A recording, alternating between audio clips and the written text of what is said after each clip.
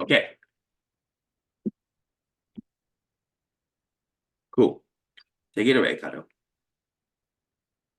Okay.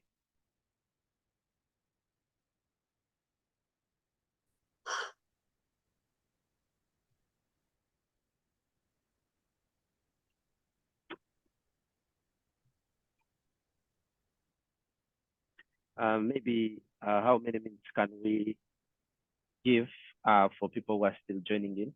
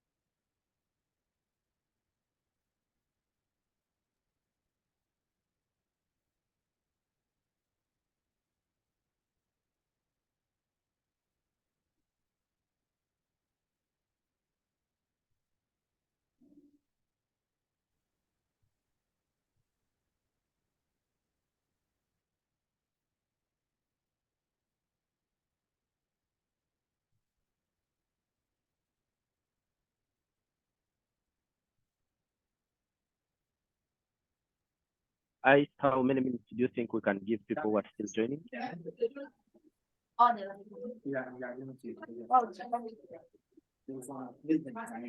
think you can try to wait for 1 or 2 minutes, and I think you can take it away. People will be coming. So Okay, I yeah, think so that we don't let Michael keep winning. Hey, Diana. Oh, my last friend, I see her. Oh, wow. Minno joined. That's nice. I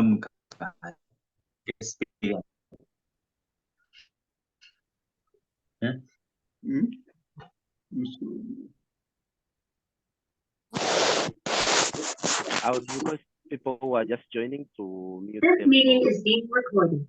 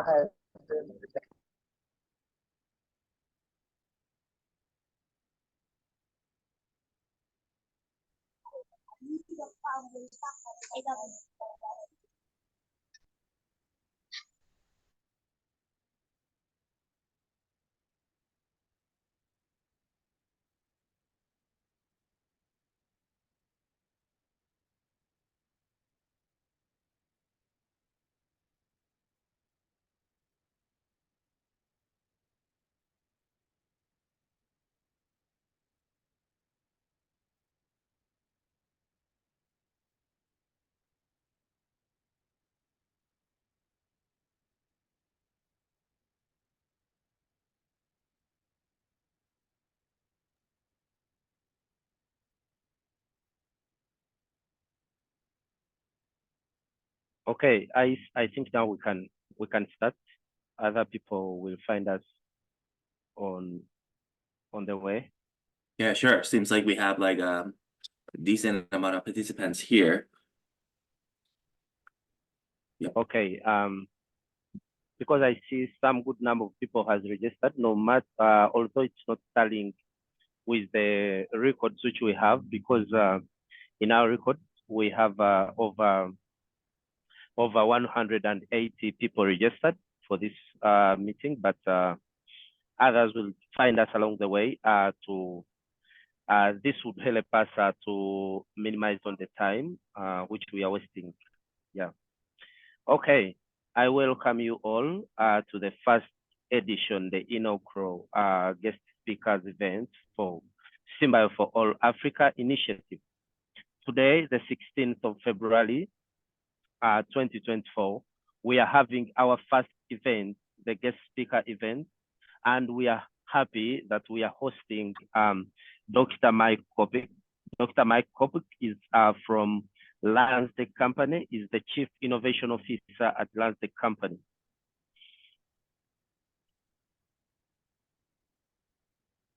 Okay, I would like to start by giving a brief biography about Dr. Mike Köpke. Dr. Mike Köpke is the Chief Innovation Officer of LanzaTech company. LanzaTech company is a public company that uses biology to capture and transform carbon into sustainable products. Dr. Michael is a pioneer in synthetic biology of carbon dioxide fixing microbes and carbon negative biomanufacturing, with 20 years of experience in the industrial biotech field. Since joining LanzaTech in 2009, Dr. Michael built up the company's synthetic biology and computational biology capabilities and is responsible for LanzaTech's innovation platform and technology partnership. Michael holds a PhD in biotechnology from University of Ulm and is an inventor of over 500 patents and author of more than 50 peer-reviewed publications. Michael is also an awardee of the Presidential Green Chemistry Challenge Award for greener synthetic pathways by the U.S. Environmental Protection Agency, EPA. In addition to his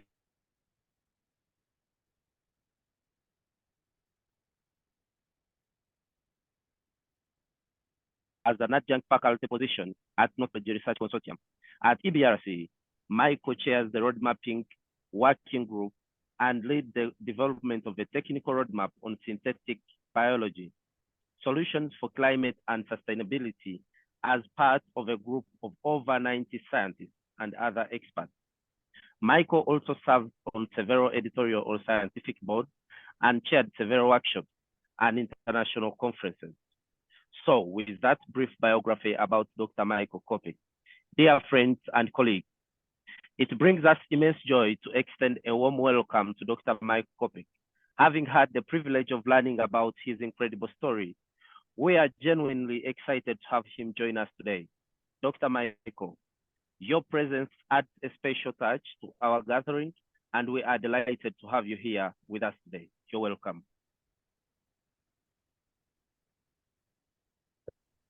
Thanks, Kater, for the nice words and for the warm welcome. Really appreciate the invitation. And let me start by just saying how excited I am about this program. I think synthetic biology, I think really is, in my mind, I think strongly believe that it's one of the transformative technologies, and it will be one of the defining technologies of our age. I do think synthetic biology has the potential to be really global, and as the name of this says, I think it can be for all. So I think really kind of very excited about this effort, and really looking forward to the discussion. So let me share my screen, and then I want to take you a little bit through the work we're doing at LanzaTech, give a couple of thoughts around other things we're doing around that synthetic biology can do for this climate space. And then I think really looking forward to have a discussion. So yes, as Kater mentioned, I'm the Chief Innovation Officer at LanzaTech. So LanzaTech's a company. I think we went public last year, so I have to inform you about forward-looking statements. But really, I think what's our mission is to capture carbon emissions and transform them to useful products. Yeah, obviously, I think we're having one of the biggest challenges of our society is our climate challenge. I think we're really sitting on a climate time bomb. And I think it's really underlined by the processes of our human civilization and our industrial activity that is really accelerated this climate challenge. And it's a global challenge. But unfortunately, I think it's also a challenge where I think certain regions are in particular affected. I think looking at Africa, I think Africa is only, I think, 4% of our carbon emissions, yet it's probably at the really front line of climate change. And yeah, it's really kind of, as I said, a global challenge, but I think certain regions are really kind of affected, yeah, significantly more than others. We do see, I think, more extreme weather effects, I think, and really kind of impacts on our economies starting to really build up. And as I mentioned, I think a lot comes down to our industrial activity and the release of greenhouse gases, including CO2, of course. And you can see that the CO2 trends really kind of going up and climbing up since our industrial activities. And this even, yeah, continued during the pandemic, so not even there. I think this curve, I think, slowed down. So I think we really need to look at how can we tail and bend this curve, reduce our carbon emissions, and then be very mindful where we use carbon. I think a big change in this transition will be from renewable electricity. So there's been big strides already made in this field. Think about solar, think about wind technology, other technologies. So we have ways now that we can make power and fuel power our planet without having to waste carbon for this. So I think this implementation certainly ongoing. I think hopefully I think it speeds up, but I think we have mature technologies for this. What's much harder is, I think, at least for the foreseeable future, we need fuels for transportation, in particular marine or aviation. So heavy transportation. For personal transportation, I think we do see electrification now as well. But certainly, I think for those heavy transport, I think we will need fuels for the foreseeable future. And then, of course, our industrial processes and also the everyday goods that we're using. I think all the chemicals, materials we're using are mostly hydrocarbons, so we always need carbon for that. And where our carbon comes from, I think will really define our climate future. So whether we continue to dig out fossil carbon, or can we use carbon that's already above ground, that's currently waste, whether it's kind of plastic or solid waste, or whether it's kind of industrial waste streams, waste emissions, or pulling carbon out of the air. And really for us, I think biology is really an inspiration here, and that's also one of the reasons why I went really into biology. Is if you look at nature, there is not really such a thing as waste. Just as an example, consider a cherry tree that produces blossoms that create food for us humans, for birds, for other animals, in an effort to grow a tree. But these blossoms and fruits, they're not wasted if they fall to the ground. In fact, they're also food for other systems there and processes that then nourishes the soil and back the tree again. So it's really kind of everything's used and kind of recycled. This is really one thing that I think really kind of fascinates me about nature and biology. Another thing, if you look at biology, I think even with our advances in human-made technology, there are things that we cannot do with our technology that biology is able to do. So biology can really operate at scales. So if you look at this picture here in the top left, you have kind of this flagella motor. It's really at nanoscale, I think smaller than microchips we can make as humans. But you can also have kind of global events. For example, at the bottom left, you can see between the Atlantic, you can have these large blooms there. So it's really kind of can be global. And biology, of course, I think can self-replicate and can evolve complex function. And then I think the underlying aspect of that is that biology has a genetic code, and now we're getting more and more understanding of that, and are able to start and program this code, which I think is what really synthetic biology is about. And one of those unique capabilities that biology has, and actually already do since billions of years, potentially I think since life on Earth started, is fixing CO2. So at for example, the deep sea, those hydrothermal vents, you can see CO2 floating through, and biology fixing that. Of course, I think now we have oxygen in the atmosphere. I think plants also starting to fix CO2. So there's a lot of different ways, I think, now biology fixing CO2. And as humans, I think we're making use of biology already since the dawn of civilization. I think about alcoholic beverages in kind of ancient civilizations already starting. And then I think now, for example, producing ethanol in fermentation as well.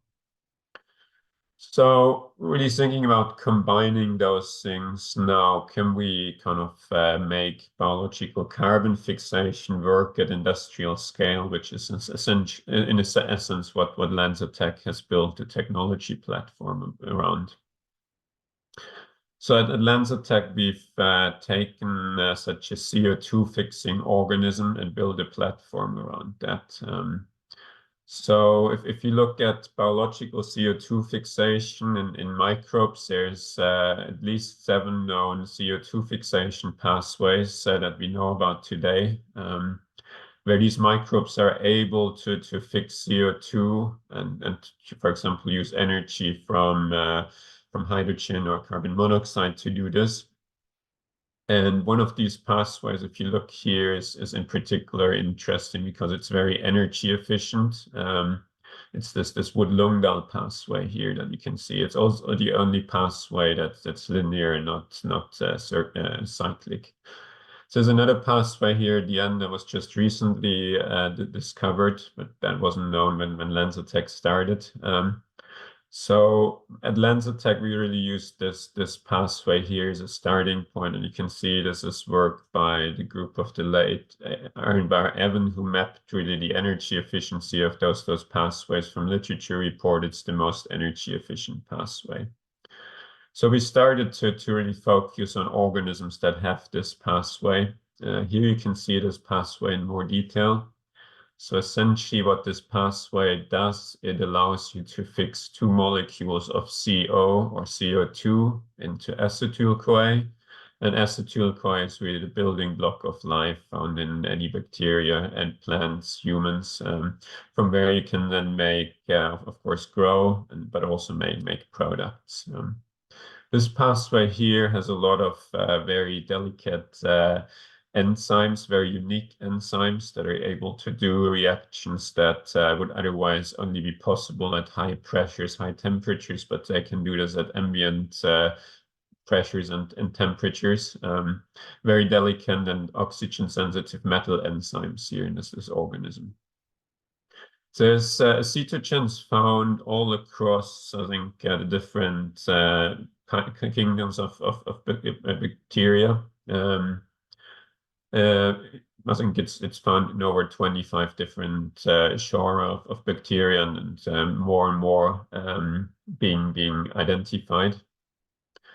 So at LanzaTech, when we started, I think we looked at which of these acetogens might be a good starting point for us, and we found one that is called Clostridium autoethonogenum. So this organism was isolated from droppings of a rabbit several decades ago by a research group.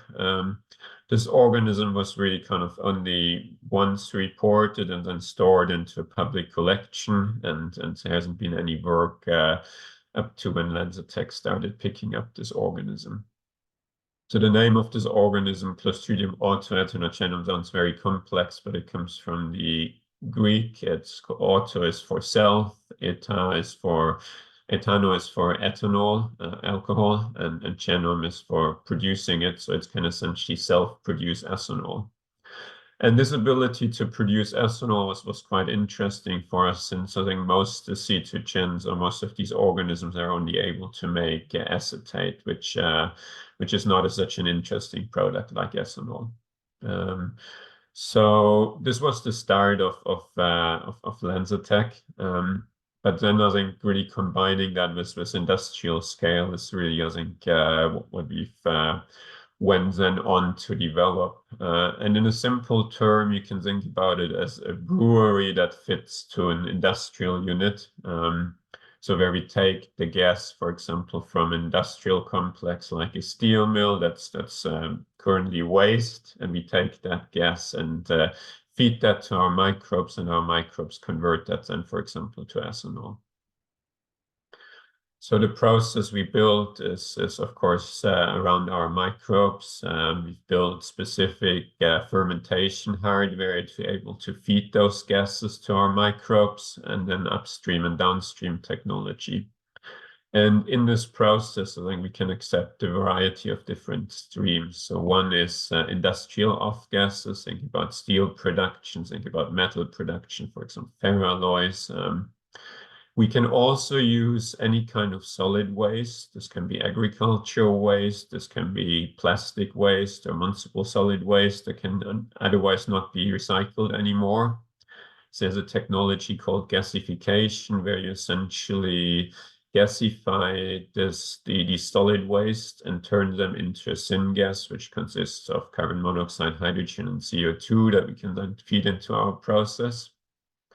And we can also use sources of CO2, for example, with green hydrogen as a source for energy.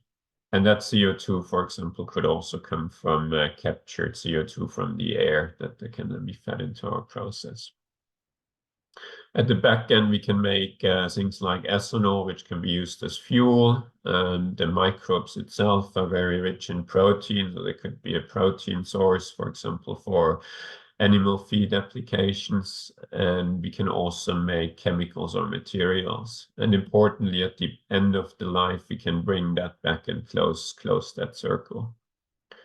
So really kind of by that inspiration from nature to make kind of a circular model, I think that really inspired the work we're doing at LanzaTech, where we really kind of capture and use those waste carbon streams to make fuels, make chemicals, I think replace fossil-derived products. And then I think at the end of their life, we can really kind of close that loop and bring them back instead of using more fossil sources. I think using those waste sources and brings them back and keeps them in the cycle. We've spent a lot of time, I think, scaling this process up from the laboratory into the field. So I think that took us over 15 years to get from the laboratory up to commercial scale. So in the laboratory, I think we work at scales of up to several liters. At commercial scale, we're working at scales of up to bioreactors with up to 1 million liters in size. So you have a lot of scale. And of course, I think building that commercial scale units is expensive. So I think we went through several kind of pilot and demonstration units on that way to show this first of a kind technology. Since 2018, we're now operating commercially. So we now have several plants in operation. So I think the technology is de-risked, and got plants globally in several continents now operating. This is one of our latest units that we started in Europe, in Ghent. So you can get a sense of the scale of this process. This is at a steel mill, which you can see at the back. The gas from that steel mill, before it would leave the flue stack, would be pumped to our plants. And then here you can see the bioreactors and distillation units where the process is and happening, which happens at bioreactors of up to 1 million liters in size. What really enables this and what's really important is that biology is able to handle chaotic input streams. So I think a steel mill does not necessarily produce always a steady output. And then if you look at something like municipal solid waste, I think it really depends what trash comes in on a given day that changes that changes the gas quite significantly. And traditional catalysts, thermal catalysts have really kind of challenges dealing with those inconsistencies. However, biology is able to adapt and produce a very steady output. So you can see the right-hand case here is one campaign at one of our commercial sites using steel production. And you can see this one campaign here lasted from June 2020 to February 2021. So really 8 months of continuous production without any kind of interruption, despite this very fluctuating gas. And then on the left, you can see from municipal solid waste, I think those fluctuations are even bigger, but you can see the red line, the ethanol output is very, very constant. The other thing where biology is really an advantage, and that contributes to this ability to operate with those chaotic input streams, is that biology can self-regenerate. A traditional catalyst, for example, would get poisoned if it sees certain levels of contaminants, in that case, for example, sulfur, which actually biology would be able to use. So the catalyst is deactivated and then always kind of stays at this level and can never recover.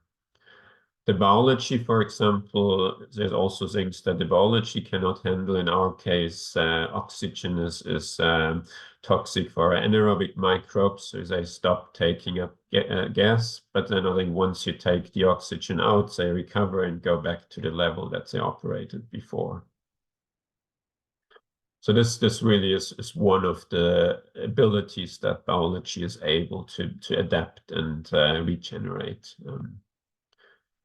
So those commercial plants we now have, I think, are able to have a capacity of producing 300,000 tons a year, but also I think to mitigate 500,000 tons of CO2 emissions. So now we're really kind of are able to start making significant impact. So what I want to talk more now is really kind of synthetic biology and what that enables us if we combine that with this carbon fixation system that we have. So whereas traditionally our organism is able to make ethanol, we can now modify this organism to make other key building blocks. So ethanol can, for example, be used to make various kind of materials like ethylene, polyethylene, PET.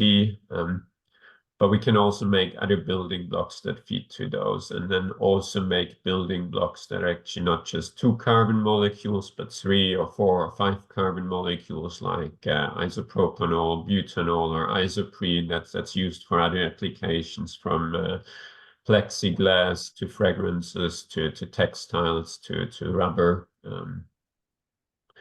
And in fact, I think we've already demonstrated that with synthetic biology, we can modify our organism to make over 100 different products of various kind of different chemistries, various kind of different properties. So you have really a very flexible system. So you can use the same hardware that we now built and essentially change the microbe and modify the microbe to make various other chemicals. However, I think looking back, I think only 15 years back, I think there wasn't really any kind of genetic tools available for this organism. Before I joined LanzaTech, I was working at a university in Germany, where for the first time I could show that such an acetogenic gas fermenting organisms is genetically tractable. I developed a system where it could introduce DNA to those microbes, and then showed as a proof of concept that I could bring in genes for making butanol. And this organism then made small amounts of butanol, but this was more kind of a proof of concept level. And before that, I think there was really attempts to make these kinds of organisms genetically accessible, but they were all kind of failed, and it was really considered that those organisms might not be kind of genetically accessible. If we now go forward to today, I think we can really now today do kind of automated strain construction. So we have now systems in place where we can use robotics to generate and screen strains, so we can make thousands of strain iterations with these instruments that you can see here. And the key challenge was, I think, as I mentioned, these organisms are oxygen sensitive, so we have to do everything in an oxygen-free environment. And then also working with gases that are flammable and toxic. But we've overcome these challenges. We also, on the way, I think, looked at other ways. How can we make biology easier to engineer, and especially, I think, find and develop new pathways. And we looked at, in addition to engineering the cells directly, can we do this outside of the cells in so-called cell-free systems? If you look at other industries, like, for example, the car industry, would kind of prototype your parts individually, tune them, and then I think put everything together in your chassis. And you can think about the same in biology. I think you can make enzymes in vitro in a cell-free system, mix and match those enzymes to find combinations that work best, and then put them into the cell. And you can do that much more easier than doing everything in the cells. Of course, I think important is that this in vitro system then matches in vivo performance, and you can see we get a reasonably good correlation here. So I think this is workflows that we've developed with partners at Northwestern University, for example, and showed now for multiple pathways. I've mentioned before, I think the first proof of production were really kind of proof of concepts, where we were maybe able to produce milligrams per liter quantities. We could bring in genes, we could produce something, but it wasn't necessary kind of at levels that would make industrially sense. So these pathway optimization tools that I showed you were able then to think improve production significantly.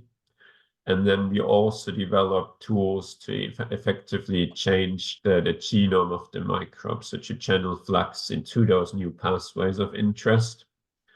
And through those work, we're able to, for example, optimize production of molecules like acetone or isopropanol now to really high selectivities.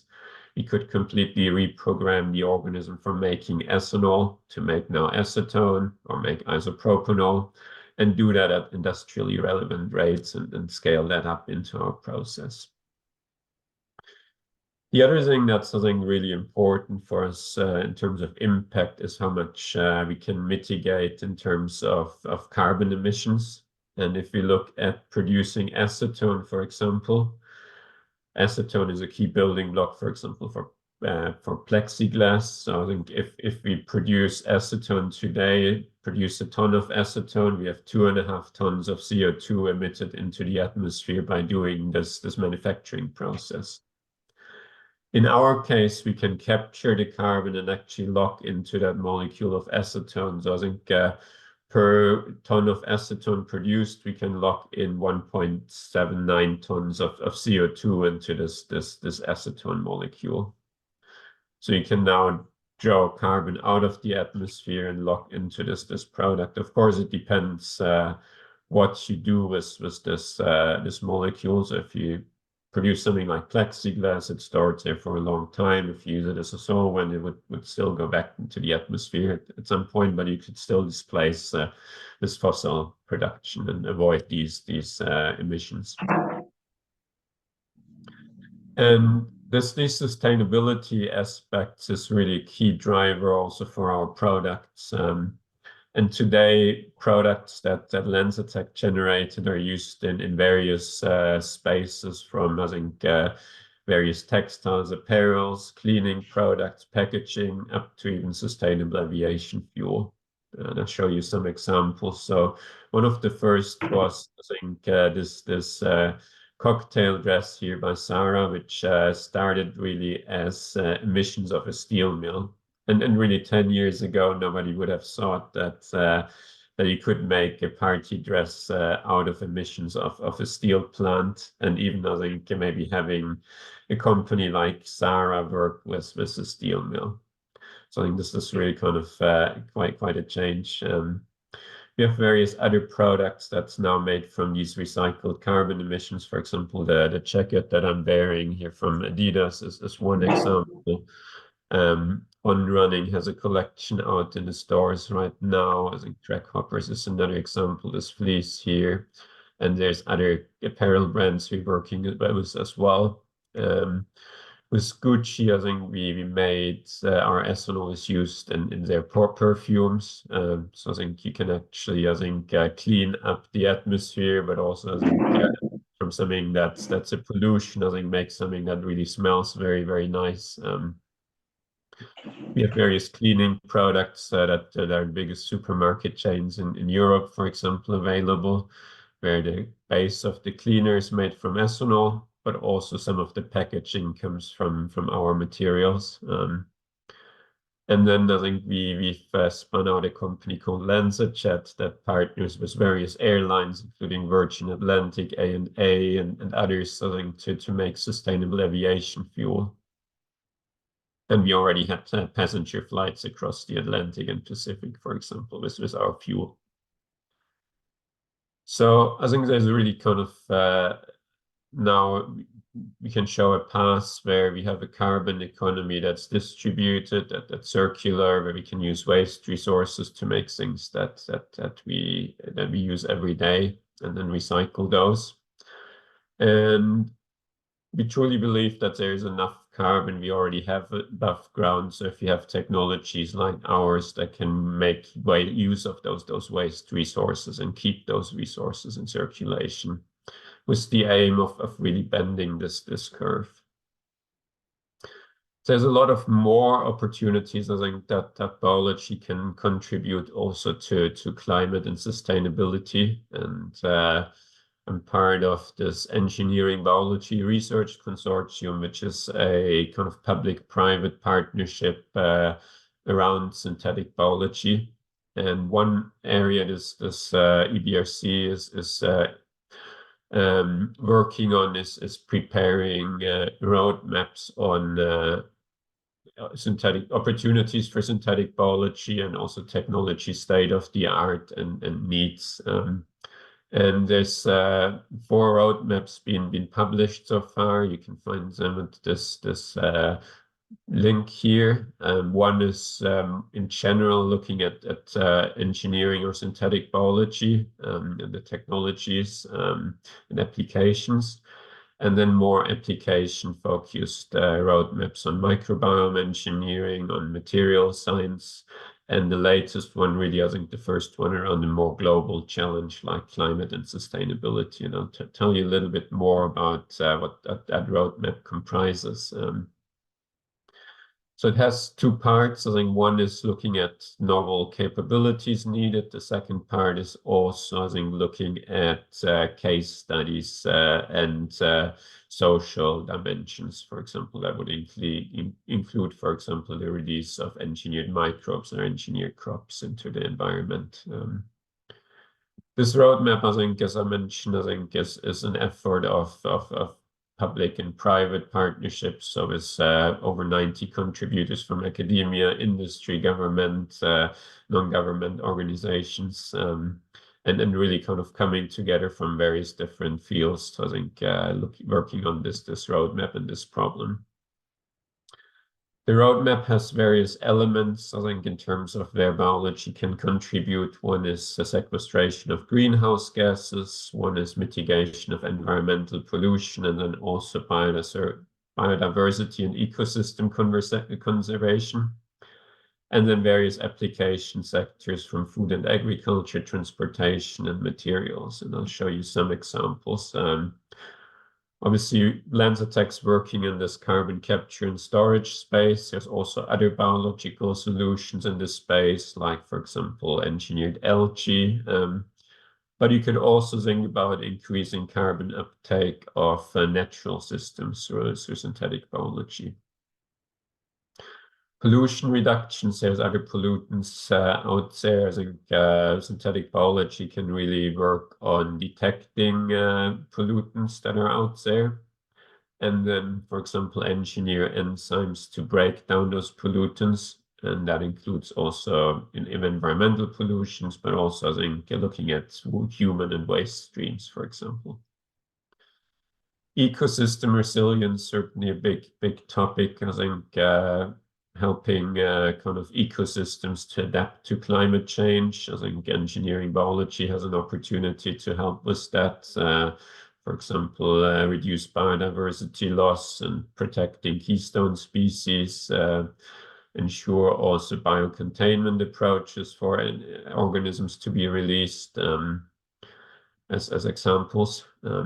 In the agriculture sector, there's certainly, I think, big impacts on climate change can be made in terms of fertilizers. There's now approaches, for example, for self-fertilizing plants to make biological fertilizers, or use microbes in the field to use as fertilizers for plants. Production of alternative proteins or meats. A big part of carbon emissions comes from methane from livestock, for example. So can we reduce those methane emissions through synthetic biology? And also then making our crops more resilient to, for example, increased temperatures or drought. Transportation, I already mentioned, I think biofuels, for example, for aviation, for marine.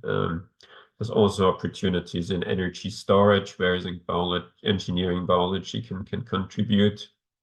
And then on the industrial processes, of course, making bio-derived alternatives to fossil products.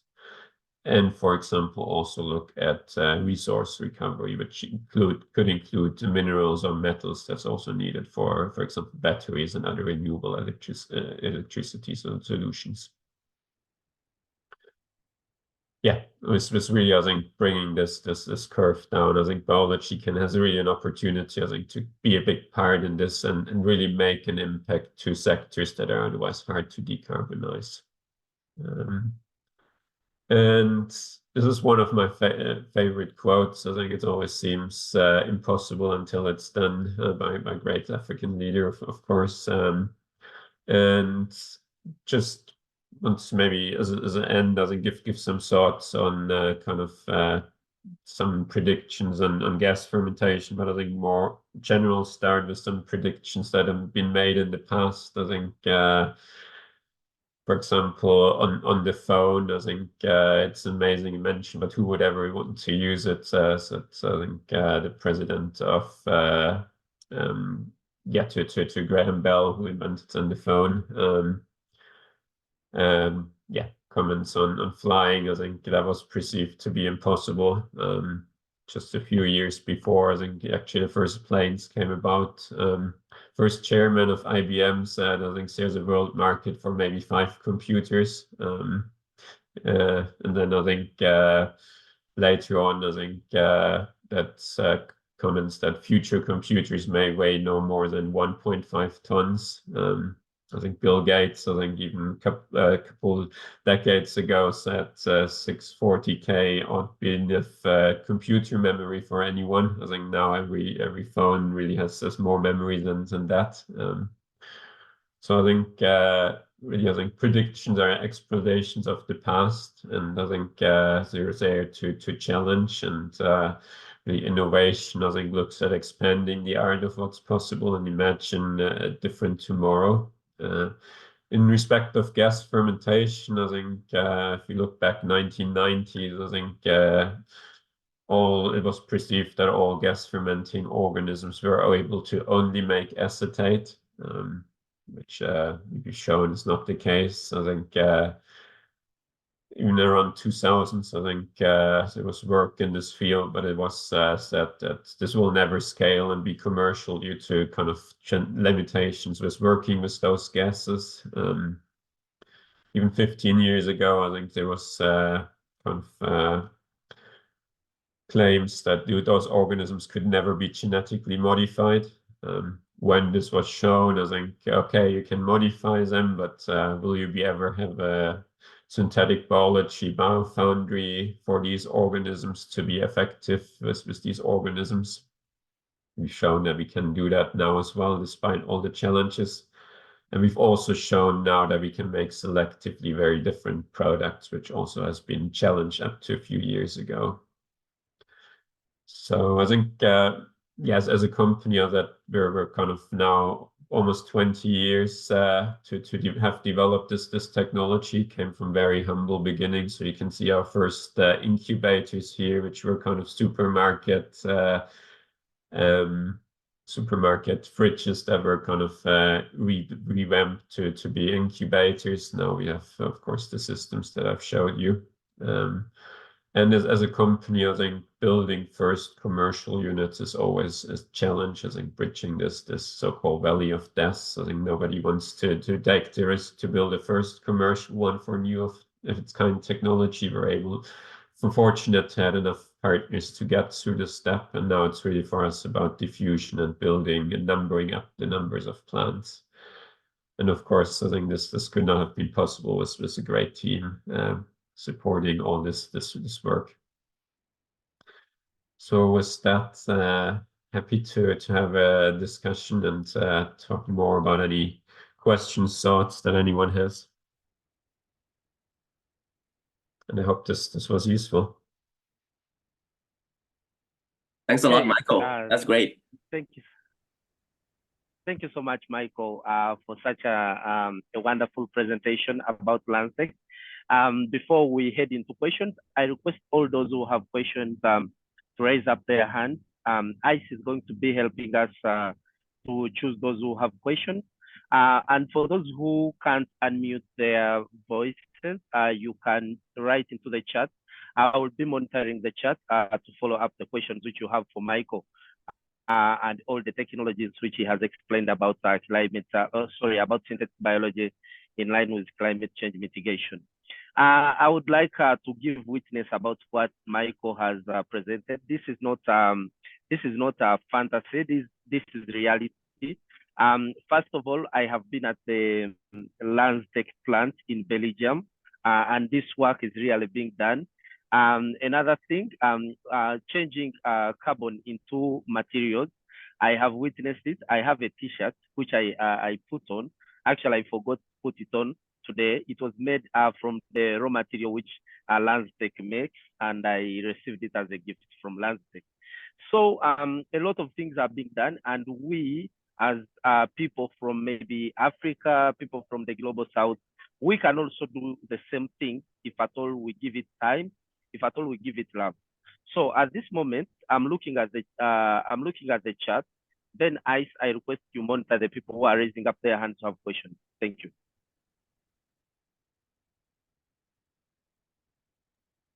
Yeah, so for the audience, if you have any question, please feel free to raise your hand. And now I think Michael Okier is the first one who raised his hand. So like yeah, if you can unmute yourself and talk with us, that would be great. Okay, thank you so much. Thank you so much, SynBio4ALL. Thank you so much, Emma. Thank you so much, Michael Köpke, for the wonderful presentation. So, along the metamorphosis of the technology from the laboratory to the commercialization.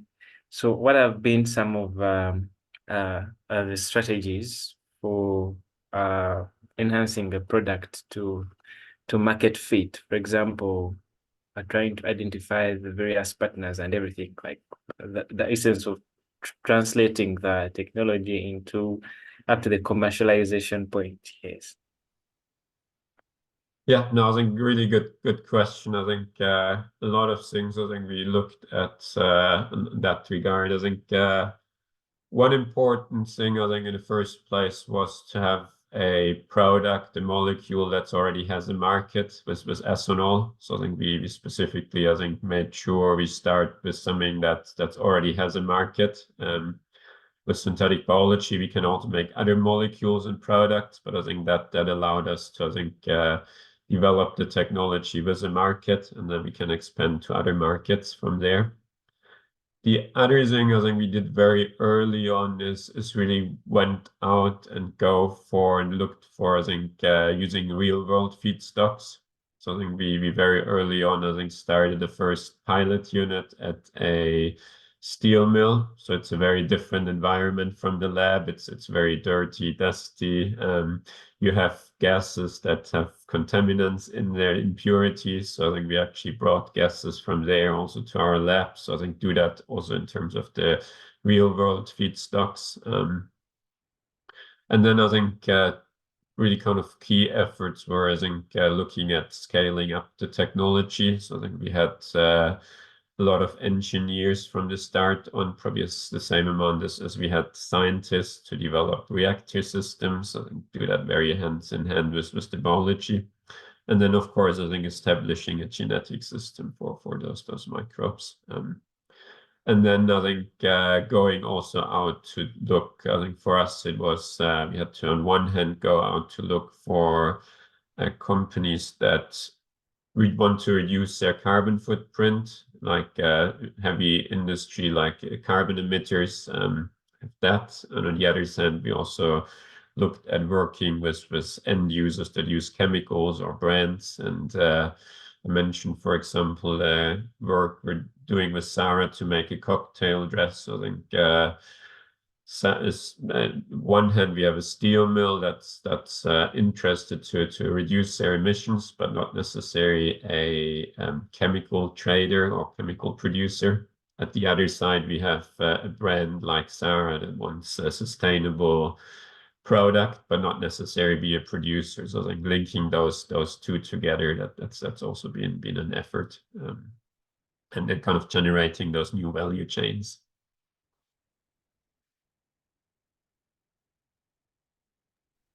Thank you so much. And we do have a lot of, I think, collaborations as well, both with, I think, the industrial groups, but also, I think, with academic labs to, I think, really kind of start looking into developing tools, characterizing these organisms. And that's something I think we still do and want to, encourage, I think, a larger community to work on these microbes, which eventually will help everyone advance this field.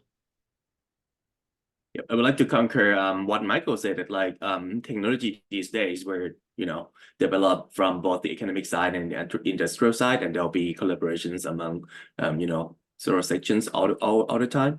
So for all the audience, if you are like, wherever you are, if you are students right now and you're like, planning to go into industry at some point, just keep an eye out and you can contribute to the industry and the synthetic biology world, like for sure. I think Elodie has a question. So, hey, Elodie, you can unmute yourself and like continue with this discussion. Yeah. Hi, thank you, Michael, for the talk. I wanted to ask if you guys thought about modifying the bacteria so that it can use oxygen, because you showed like that it was a big problem, and also if you guys were thinking about using like other bacteria that you showed a simpler pathway, like if you guys were thinking about diversifying using other bacteria. Thank you. Yeah, no, that's an excellent thought. So for the oxygen itself, I think we rather viewed this as more an engineering problem, and I think developing as I think it was a relatively easy engineering work to I think get oxygen out of gases. Whereas I think it would have been challenging, I think, to engineer, since there's a lot of enzymes that are oxygen sensitive, I think, to engineer those, and especially then some of those metal centers are required for the conversion efficiencies. But we did look at, for example, other aspects, how we can improve the organisms through kind of optimizations, whether it's kind of improving the tolerance of the organisms to some impurities or end products, improving what we need to kind of have as nutrients for the microbes, improve other kind of aspects of the organism itself. And then there's also, I think, in addition to the organism that we're using, I think other work out there that both academic groups and industrial groups are looking, for example, at using microbes that can utilize methane, for example, or microbes that can utilize CO2 and are aerobic microbes that, for example, have applications to make more proteins, for example. And there could certainly be, I think, opportunities that we see, for example, utilizing and helping with our bioreactor technology, because I think we've been the only group so far that scaled this to commercial scale and have reactor systems where you can very efficiently bring those gases to those microbes. So I think it's certainly opportunities we also look at. Yeah.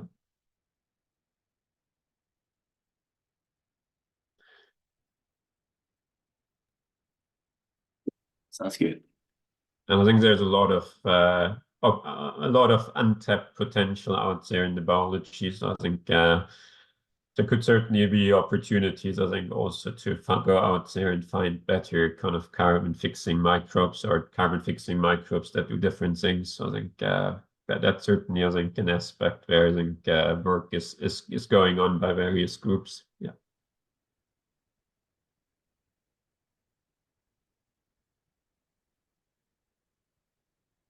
Any other question from the audience? I see one question in the chat from Chikira. So Chikira said, what advice would you give to a sector industry that would like to go to the sustainable route in Africa with the hope of integrating SynBio in the future? What would be the first step you would advise them to take? So this is like the question for the African team, I would say. Yeah, no, I think it's I think efforts like this, I think to promote synthetic biology in Africa are really kind of important. I think with that, hopefully there's going to be a growing ecosystem. I think obviously, I think the first thing I think is to have a good idea. I think think about the idea also what market, what kind of opportunities there are. And then I think obviously I think a key part will be getting funding for that idea, which I think for us I think we were able to we essentially went to kind of various venture funding groups. There's certainly the company LanzaTech started in New Zealand, which I think and now is based in the US. I think. But starting in New Zealand, we also, I think, went to, for example, get that funding from, I think, investors in the US. So I think it's certainly also possible, I think, to get, yeah, I think those investors, I think, look globally at technology. Hopefully there's more growing also, I think, to look at opportunities in Africa. I think especially I think with synthetic biology, I think there's an opportunity. This can be a technology that can be global. I think that can be for all. I think I mentioned LanzaTech's beginning was also quite humble, quite low tech, but we were able to build that up. So I think yeah, it's not easy I think to start a company. I think and a lot of companies I think fails. I think yeah, that's certainly something I think don't be afraid of I think taking risk, but I think it's yeah, having a good idea and then looking at how can we get that idea get funded and also I think hopefully, I think there's more and more support now also available to kind of help with business plans. I think more synthetic biology, open source tools, for example, and also I think investors that maybe think more long term with biology. So as I said, for us it took almost 20 years to get to this point now. So, but I think it's really kind of efforts like this that I think really important and will help to build an ecosystem.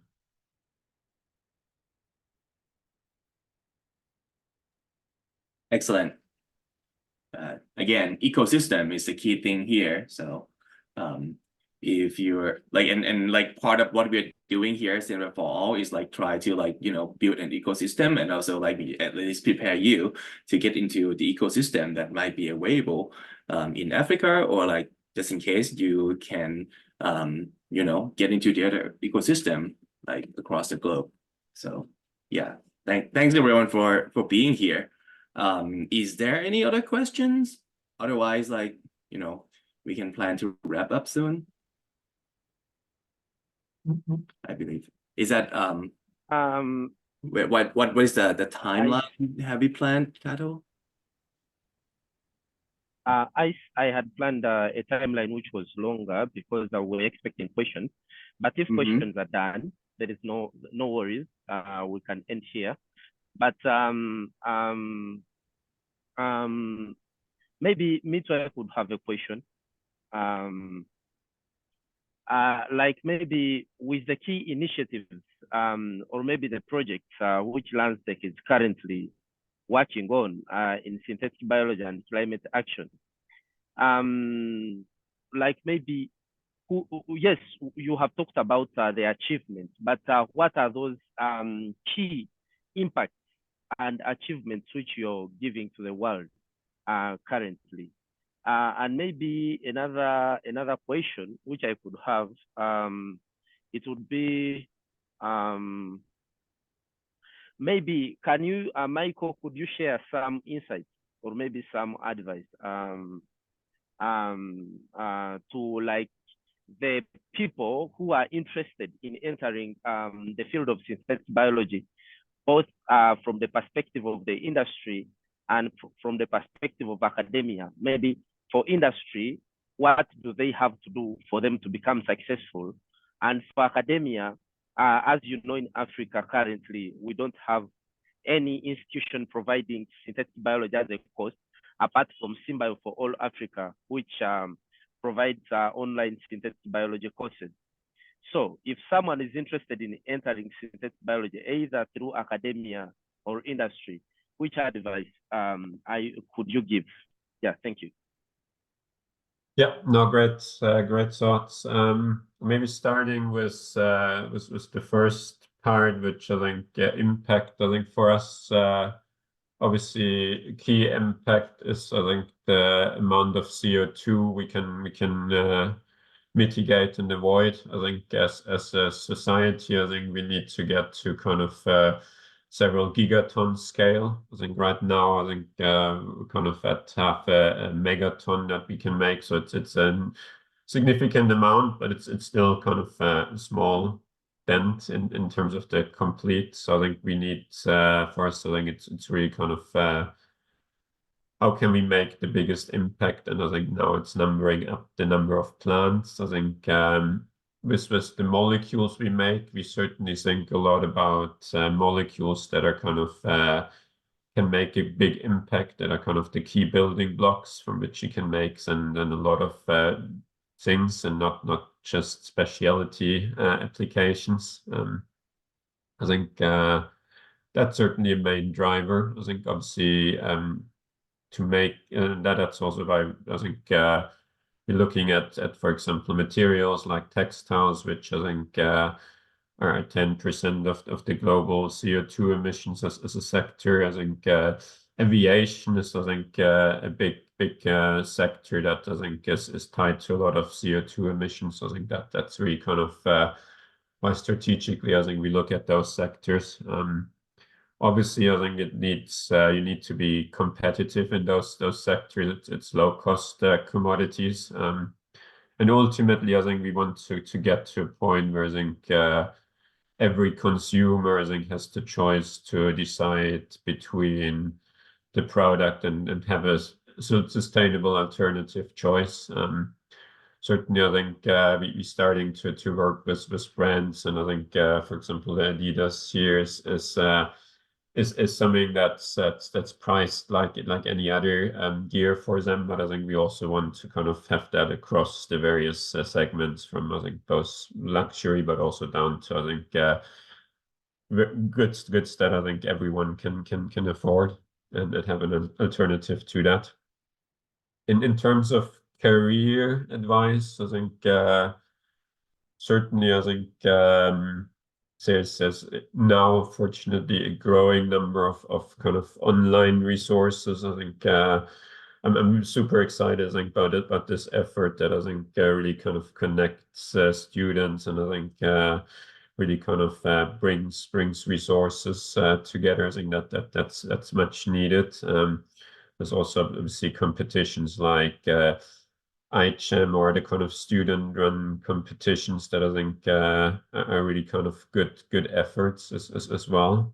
And I think where you can have the opportunity also to interact, for example, with industry or with other researchers. And synthetic biology is really a combination of various fields. I think from molecular biology, I think computational work, from I think various kind of other fields, like also I think robotics. So I think there's a lot of things that tie into synthetic biology. The biology side, molecular biology, I think microbiology, I think are all kind of related and tying into that.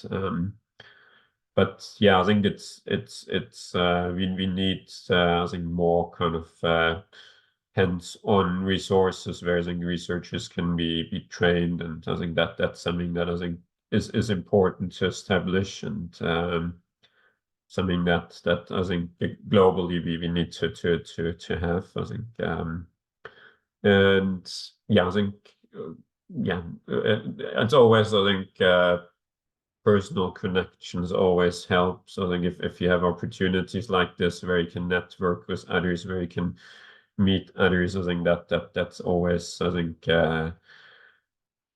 helpful. And I think opportunities like this are really important. I don't think necessarily between academic and industry there needs to be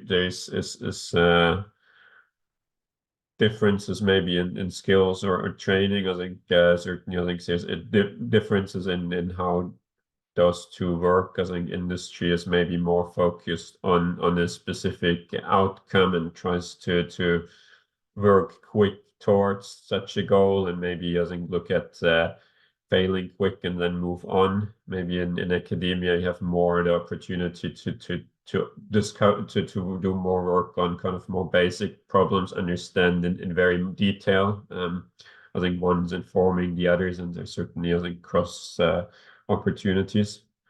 I also don't think there's once you're in industry there's no path back to academia or vice versa. So yeah. Very nice. We actually have more questions here. Great.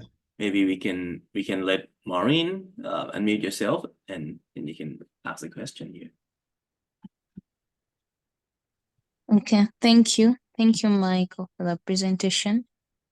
It has really been insightful and very exciting. I'm surprised that all these things are really existing in the real world. I wanted to know more about the fuel concept, and what are you making this fuel out of, how far, and what do the vehicles or the airplanes that are using this kind of fuel emit in the process? Because if you're producing a product from carbon, I believe that it will produce carbon back as a byproduct. So is that, if it's from carbon and you're emitting carbon, how is that helping with the climate change? it's like you're not doing anything new, you're just doing the same thing that the normal fuel that we get from crude oil does. I just need clarity. Maybe I didn't get it well. Yeah, no, I think really, really good point. I'm glad you asked, and thanks for the kind words. So for fuels, I think certainly, we can, for example, make ethanol. I think ethanol is being used as fuel in many countries. I think in kind of US and Europe, I think it's blended usually with gasoline 10-20%. In Brazil, I think it's a big industry there. So I think cars running only on ethanol. For personal transport, I do see that we don't necessarily need carbon. I think there's now electrification going on and in progress. But if we look at something like marine transport, like aviation, I think that there it becomes more difficult. I think maybe there is a future in that we can electrify that as well and have batteries. Right now, I don't see that that you can get a plane in the next couple of years or decades that can do a flight from across the Atlantic or Pacific because of the weight of the batteries and the kind of capacity you need. Ethanol would not be dense enough for example, aviation industry. So I think there we look at the technology we've developed and now spun out with LanzaTech is to take ethanol and make longer chain carbons that then can be used in the aviation industry. But of course, I think you're right that if you burn that fuel, the CO2 goes back into the atmosphere. The benefit you have is that you displace fossil fuel. So today you would use fossil fuel to for example, power your car or your plane, and now we can use, for example, fuel that's been from recycled carbon. So essentially, you can displace that fossil fuel, and essentially each plant that we have, for example, that makes 50,000 tons could take an additional 180,000 cars off the road with the savings just compared to use fossil fuel. But yeah, and then of course, I think we have the opportunity now also to close that loop and capture that CO2 again. But yeah, for personal transportation, I think we don't need necessarily a future that has carbon. I think for more heavy transport, I think there's certainly, I think the next couple of decades that I see that we need solutions. And as I said, the aviation industry is a big emitter right now. And I think if we can reduce that emissions by essentially displacing burnt fossil-based fuel with fuel that comes from recycled carbon and give that carbon a second life. So I think there's some significant benefits. It's not completely neutral, but it's almost to that point, especially if you can recycle that CO2 then several times. For something like materials, of course, there you can really kind of make and store that carbon in the material for a long time. So there you can actually have a drawing out carbon of the atmosphere. I hope that answered the question.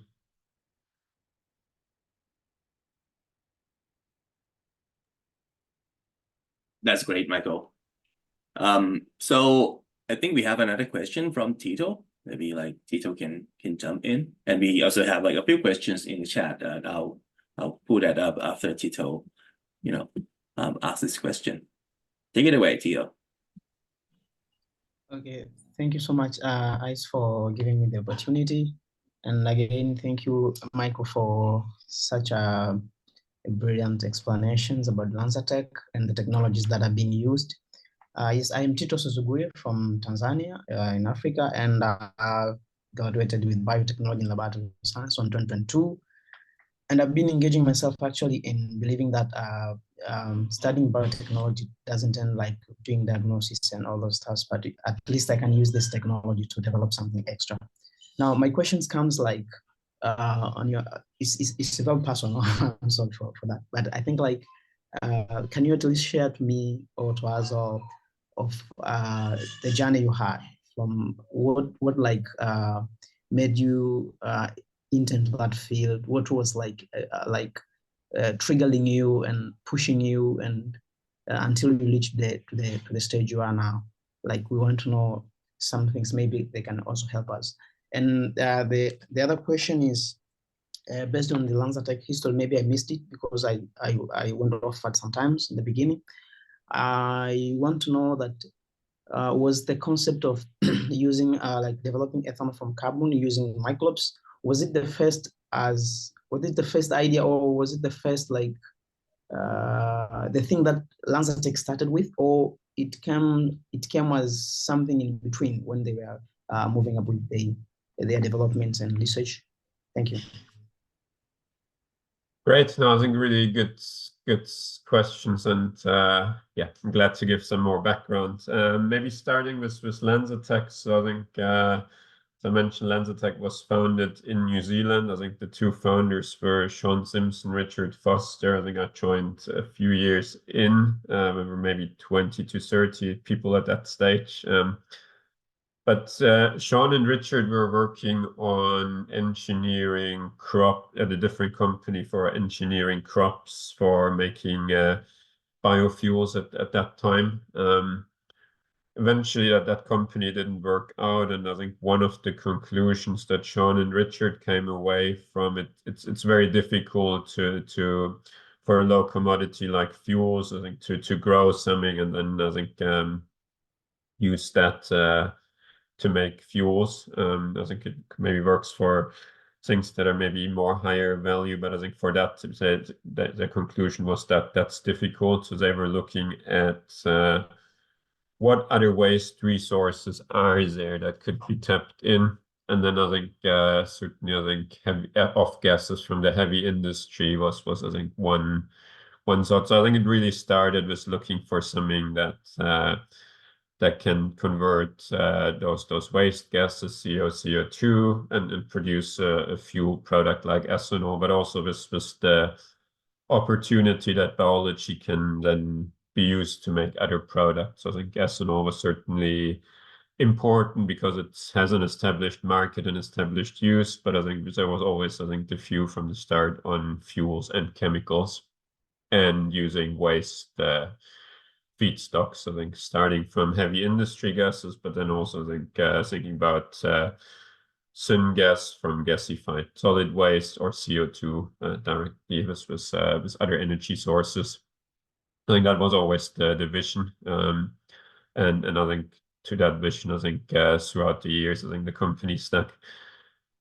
In terms of my careers, I think I've always been interested in biology. I think mentioned some of the things that I really kind of was interested in. So I think what inspired me was nature, what I found fascinating. Nevertheless, I think my teacher in school, I think in high school, I think this discouraged me from I think studying biology. That wasn't the right fit or wasn't good enough for. But I was still stubborn enough to I think to take that path. I think starting with biology, very broad biology, and then I think really very quickly it became clear I wanted to kind of go into more that kind of microbiology, genetic engineering. I think at that time probably synthetic biology was not really a term yet, but seeing the potential that you could use microbes to make various things. I think and examples there was I think for example that were making insulin from microbes. But then I think also was very early on, I think, interested in sustainability, which I went to then in my PhD work, for example, on those gas fermenting processes already. And then through a different professor I was studied in Germany. Through a different professor in Germany, I learned about LanzaTech. That professor was on the scientific advisory board of LanzaTech at that time. And through him, I learned about this company, which was a small startup, maybe 20 to 30 people. But so I got in contact. I was always interested in application, and thought, yeah, interested also to see something else go overseas for some time. So I think with a startup, it could have been certainly the case that it's maybe only last a year, but yeah, 15 years later, I'm still with the company, and it's been a fun journey. I think commercializing this process. I think seeing the company grow from 20 people to 400 people. And certainly, I think being early in the company, also helping out on various aspects, but also in particular, I think building out that synthetic biology and also computational programs in the company. Great. Thanks a lot, Michael. We have a few questions in our chat. I'll go with the quick one first, but not sure if the answer will be quick. So Kikomko Elizabeth asked that, like, what are the few challenges facing during gas fermentation, and can this process be done on a small scale? Yeah, no, that's a super good question. I think it's something we certainly think about the biology. So I think if you look at the chemical industry, I think those plants and refineries are kind of super big, super large. I think there's an advantage. I think you can take economy of scale. But I think biology still can get to economics at smaller scale. And I think one opportunity biology has, it can be more distributed. So it can be at where the point source is, or if you have waste, it can be kind of smaller scale. I think we look at certainly, I think, opportunities. Can we do, for example, processes at community scale? So I think, can we have, for example, a gasifier at a small city or village scale where all the kind of waste goes in, and then you can have a gas fermentation where you can make various key ingredients and do that on site. And that's something I think I see an opportunity for biology to do more and more, doing that kind of directly on point production and community level. There's still work to do on that side, but I think that's certainly, I think, an opportunity I see. I think looking at, for example, breweries here in the US, there's now so many kind of small breweries everywhere. So I think you could have the same concept, I think, for biomanufacturing as well.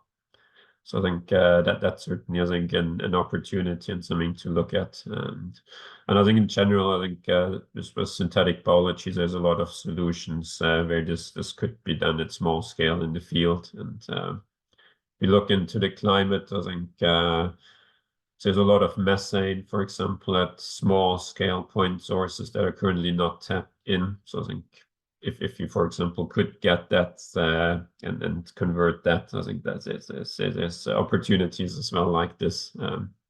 So I think there's opportunities I think biology can access, where I think traditional chemistry cannot. Yeah. Perfect. There's a question from Hugh Goria.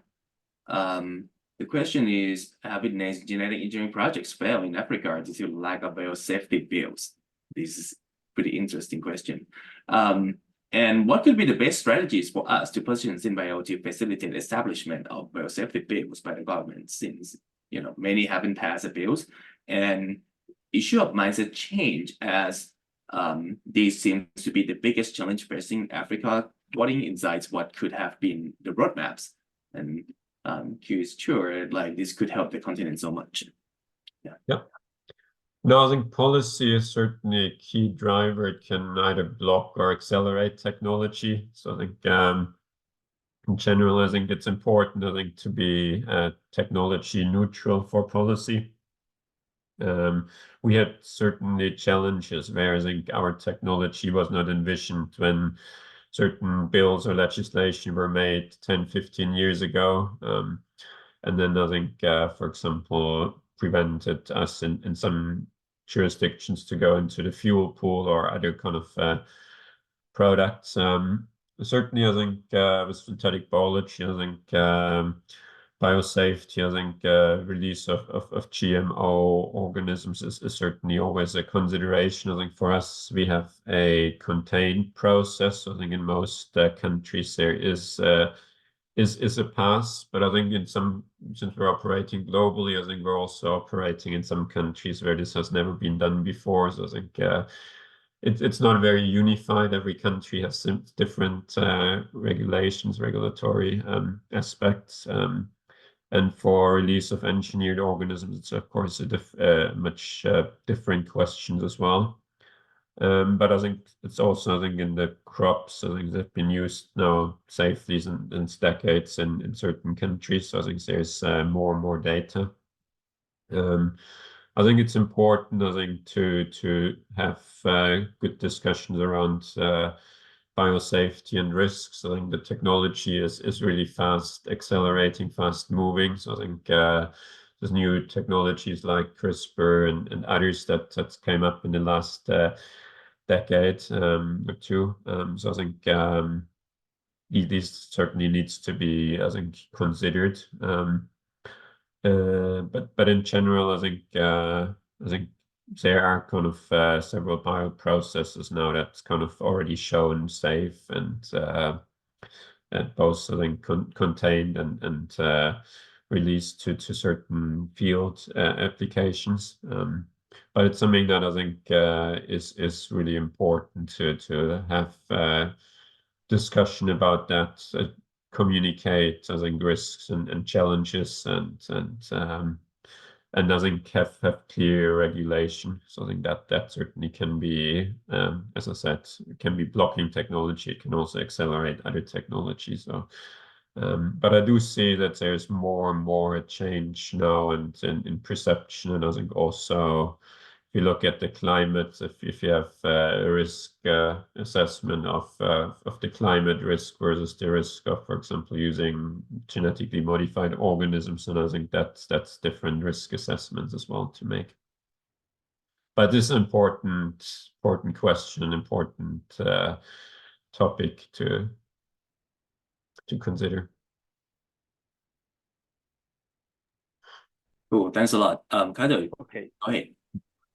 Okay, thank you so much, Ice. I would like to add on what Michael has submitted about this topic and this question about biosafety and biosecurity. I would like to inform you that as SynBio4ALL Africa, we are looking into this kind of thing, biosafety and biosecurity, and also the mindset of our local people, our communities in Africa.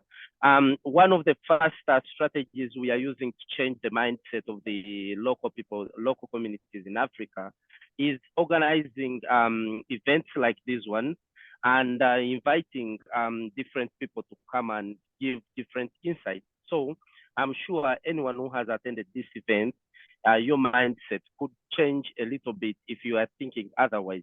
And that's why I'm calling upon, like, next time when we organize another event, you can call upon your fellows, your friends, the people in your network. You can call them upon to attend and listen to such insightful conversations. Also, another thing I would like to add on, as SynBio4ALL Africa, we have started up a collaboration with Valida organization through Morgan Richard. We are going to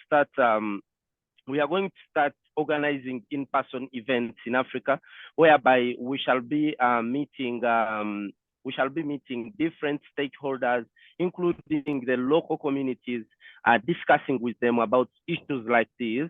But the main stakeholders whom we need in this engagement, they are the policymakers in different countries in Africa. Just of recent, I had a discussion with some members from the African Union, and we were discussing about similar issues, and I was representing SynBio4ALL.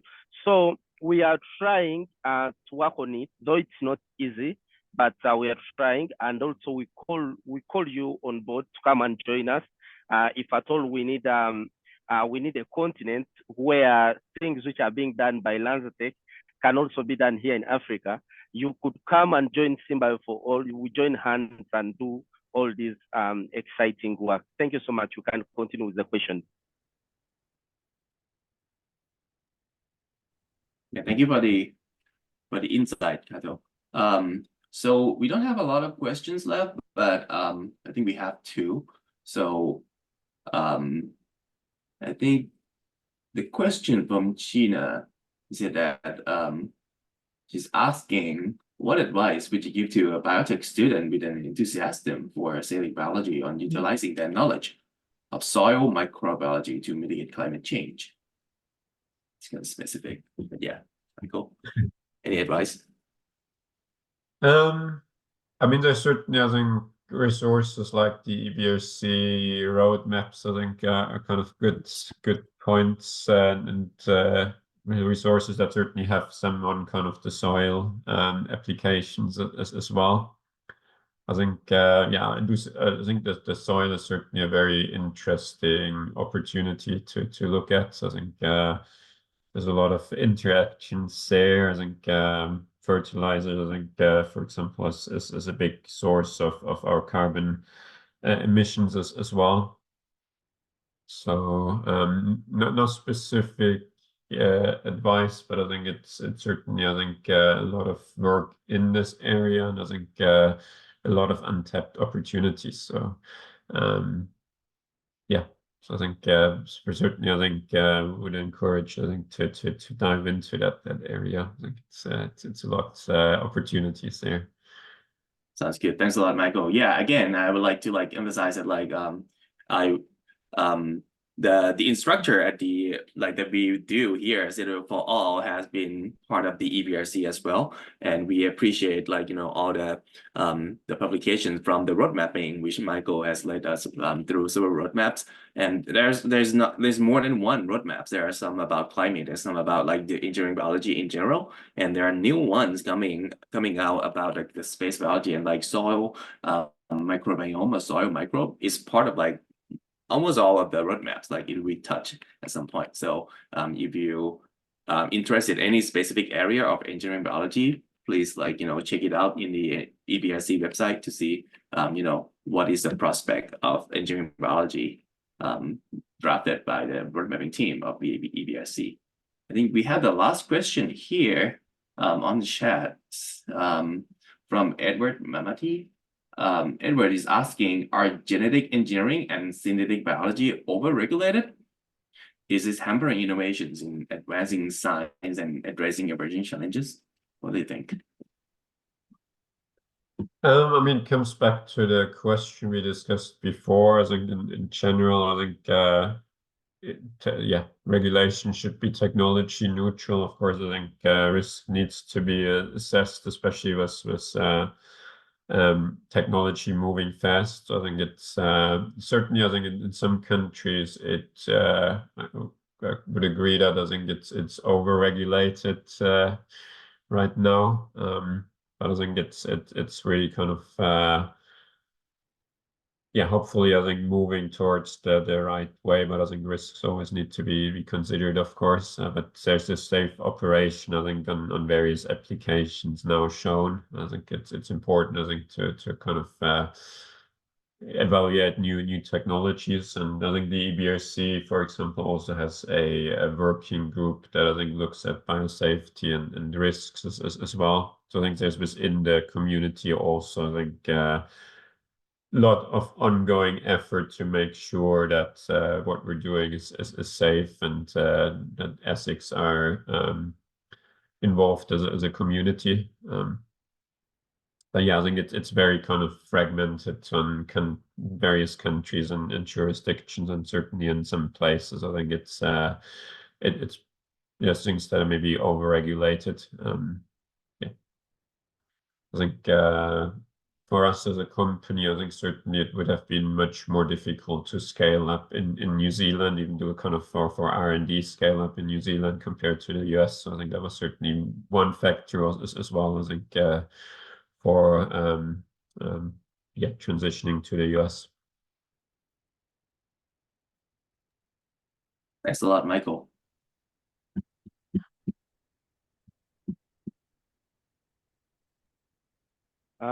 I think questions are done. Do we still have more questions? Okay. Not really. Yeah. I think that's all we have so far. Yeah, I Really, think really great conversation. Thanks for all the good questions and discussion. And yeah, certainly, I think feel free to connect on LinkedIn or email, or yeah, if there's anything I can help or answer. Okay. Thank you so much, Michael, for accepting our invitation as SynBio4ALL Africa. We are really grateful for your time. We are very happy, we're excited, and we don't know how really we can express our happiness, but we are just excited that you accepted our invitation and you came in and gave all this information to the people who have been yearning for it. Thank you so much, Ice, for moderating this session. Really, you have done a great job, and it has been very nice. I would like to thank the audience which you have been having on the call. Thanks so much for keeping all this time, the 1.5 hour on the call. Really, it's not easy, but you have made it, and really, it has been exciting. So, Michael, I wish to inform you that ICE and other team members from the EBRC have been helping SynBio4ALL Africa so much, like in organizing our lectures, which we normally have. We organized the beginners course with support from the EBRC members, that is ICE and Heidi Klumpe, then Ryan Cardiff, and it was really a success. And very soon, we are going to be launching the intermediate course about synthetic biology. And we hope we shall continue collaborating with the EBRC members, Ice, Heidi, and Ryan, and other members who will be coming on board.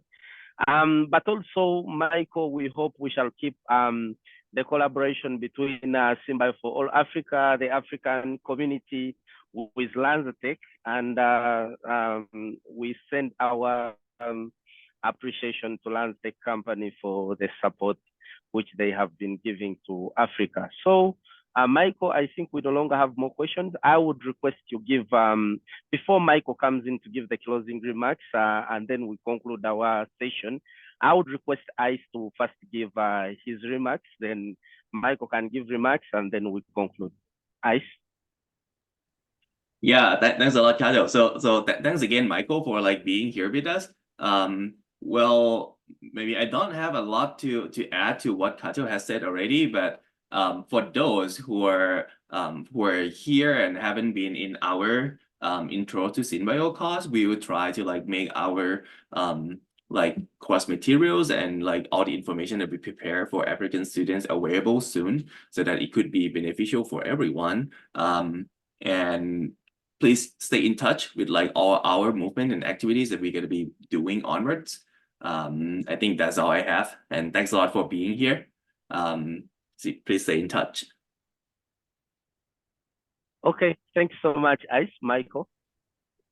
No, it's been a pleasure. I think really enjoyed the discussion, and I'm very excited about this program. I think thanks all of you that put work into this. I think it's a really important initiative, and I think yeah, I'm really glad to hear about the support from the EBRC and hopefully others, and I'm sure the program will make an impact, and it's a really important effort. And yeah, I'm excited to. I think it's for most of you, I think, a Friday evening. So I think thanks for spending the time with me, and yeah, I think wish all of you the best, and hope yeah, you get a lot out of this. Yeah. Okay, thanks so much, Michael. Maybe if we have members who can turn on their videos, you can turn on your videos, and at least we take a photo for memories and for future references. Yeah, I would request, like, for those one who can turn on their videos, please, you can turn on your videos, and we take a photo. I request we turn on our videos for those ones who can and take a photo. As people are turning on their videos, I would like to inform the people here that LanzaTech company has been supporting African students for quite a long time now through mentorship program. We have been having a mentorship program which event is still going on with Marilyn Pavan, Michael himself, and then Rasmus Jensen. They have really made us what we are today. And a lot of things have been done between LanzaTech and the African students. And we are looking forward to learning more and more from LanzaTech because, yeah, we are sure LanzaTech is willing to mentor us more and more and more until really we can also reach that level where other continents have reached. And also, I would like to call you upon, for those ones who have not yet followed up SynBio4ALL Africa, we're on LinkedIn. You can search on LinkedIn SynBio4ALL Africa. Then we're on Twitter. You can search for SynBio4ALL Africa. Then we are on YouTube and we have our email. For those who want the mentorship program, we are organizing a conclusive program called the SynBio4ALL Africa Mentorship Program. And very soon we shall advertise it. Don't worry. And we request you follow us, you join us, and we do something. We do a change for our continent. So at this moment, I will take the shot. Okay. For those ones who have turned on, you can turn on. Okay. Okay, that's one. Okay, let's keep on the videos.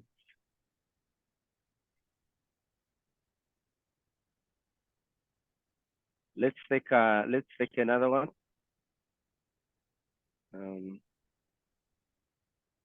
Let's take another one.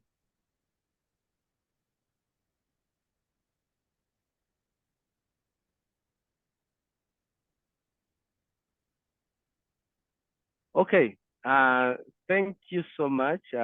Thanks everyone for attending today's session.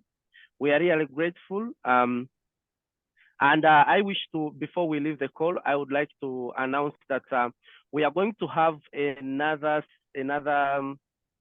guest speaker event that is mid-March. And very soon we shall be announcing to you the next speaker and the next topic. Thank you so much and stay well. Bye-bye. Michael, thank you. Thank you. Thanks a lot. I'll stop the recording now. Okay. Bye.